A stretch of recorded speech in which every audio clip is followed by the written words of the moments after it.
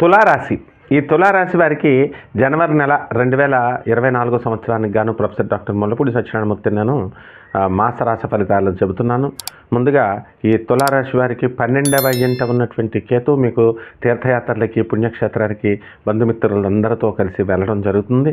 అలాగే 6వ ఇంట ఉన్నటువంటి రాహు ప్రభావం వలన మీకు ఎంతకాలం పెండింగ్లో ఉన్నటువంటి అన్ని పనులు కూడా మీకు పూర్తయిపోతాయి. అలాగే శత్రువులతో మీకు చక్కగా మిత్రత్వం ఏర్పడుతుంది. శత్రువులు మిత్రులుగా మారేటటువంటి సందర్భాలు ఉన్నాయి. అలాగే సప్తమ స్థితిగతుడైనటువంటి గురువు యొక్క ప్రభావం వలన మీరు భార్యాభర్తలు ఒకే ఊరిలో ఉన్నప్పటికీ కూడా విడివిడిగా ఉండడం అనేటటువంటిది జరుగుతుంది. అలాగే వేరే వేరే ఊర్లలో మీరు ఉద్యోగాల రీత్యా ఉండవలసినటువంటి పరిస్థితి ఏర్పడుతుంది. ఈ నెలంతా కూడా ఇదే పరిస్థితి కొనసాగుతుంది. వృత్తి, వ్యాపార, ఉద్యోగ విషయాల దగ్గరికి వచ్చేసరికి వృత్తిలో ఆధిపత్యం అనేటటువంటిది కనబడుతుంది.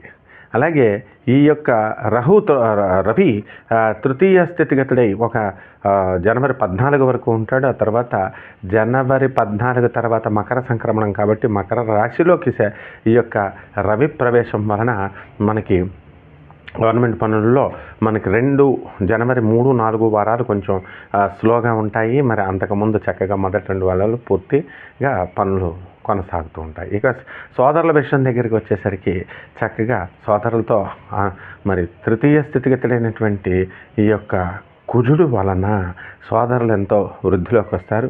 అయితే ఒక సోదరుడి యొక్క ఆరోగ్యం అనేటటువంటి దాన్ని మీరు జాగ్రత్తగా ఉండాల్సినటువంటి పరిస్థితి మీకు ఏర్పడుతుంది.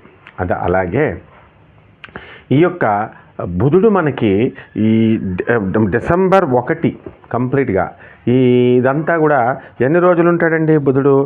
21 రోజులు. అంటే మనకి జనవరి అంతా కూడా మనకి ఈ బుధుడు చక్కగా కుంభరాశి ప్రవేశం చేయడం జరుగుతుంది.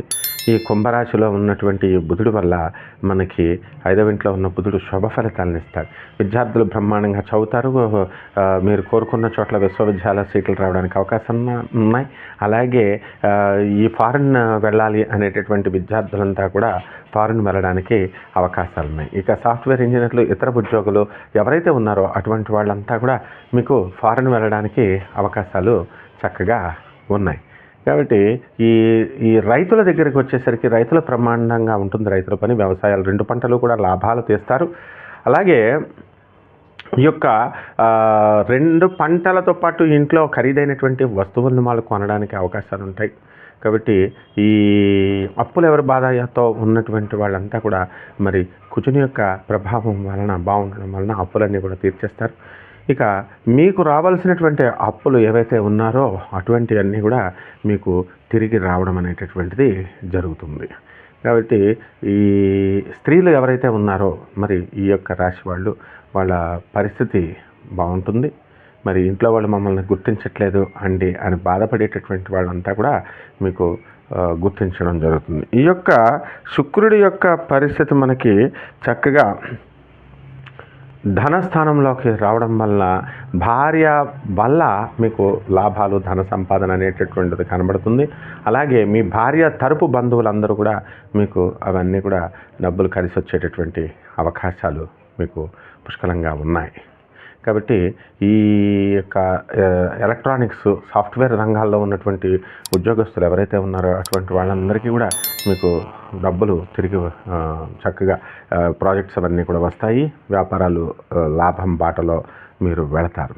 ఇక పంచమంలో ఉన్నటువంటి బుధ ప్రభావం వలన డిపార్ట్మెంటల్ స్టోర్స్, తర్వాత పుస్తకాల షాపులు, అన్ని రకాల వ్యాపారాలు అన్నీ కూడా బాగుంటాయి. ఇక విత్తనాల వ్యాపారాలు ఉంటాయి. సినీ, సంగీత, సాహిత్య రంగాలలో ఉన్నటువంటి వాళ్ళకి గుర్తింపు అనేటటువంటిది వస్తుంది.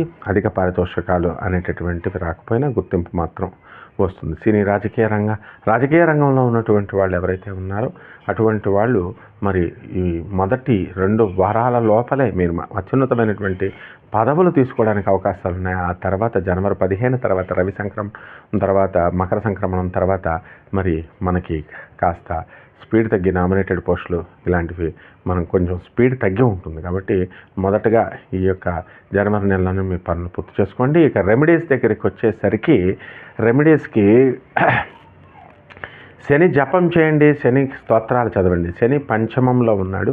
మరి సంతానం మొండిగా వ్యవహారం తగ్గుతుంది. కాబట్టి శని స్తోత్రాలు చదవండి. శనికి కిలోంపావు నల్ల నువ్వుల్ని ఆ నల్లని వస్త్రాన్ని శనివారం నాడు 8 గంటల కరెక్ట్గా మీరు పేద బ్రాహ్మణులకి దానం చేయండి. అలాగే ఈ యొక్క శని నవగ్రహాల చుట్టూ ప్రదక్షిణ చేసుకుంటూ చక్కగా శనీశ్వరుడికి నల్ల నువ్వులతో తైలాభిషేకాన్ని చేయాలి. ఈ విధంగా అలాగే శనివారం నాడు శ్రీ వెంకటేశ్వర స్వామి గారికి కానీ శ్రీ ఆంజనేయ స్వామి వారికి కానీ ఆరాధన చేయడం ద్వారా మీరు అనుకున్నవన్నీ కూడా జరగడానికి అవకాశాలు ఉంటాయి. అలాగే దశమహావిద్యల్లో ఒకటైనటువంటి మహాకాళి అమ్మవారి యొక్క హోమాన్ని మేళల్లో జరిపించుకునే విధంగా జరుపుకుంటే జనవరి నెలంతా కూడా బ్రహ్మాండంగా ఉంటుంది. శుభమస్తు.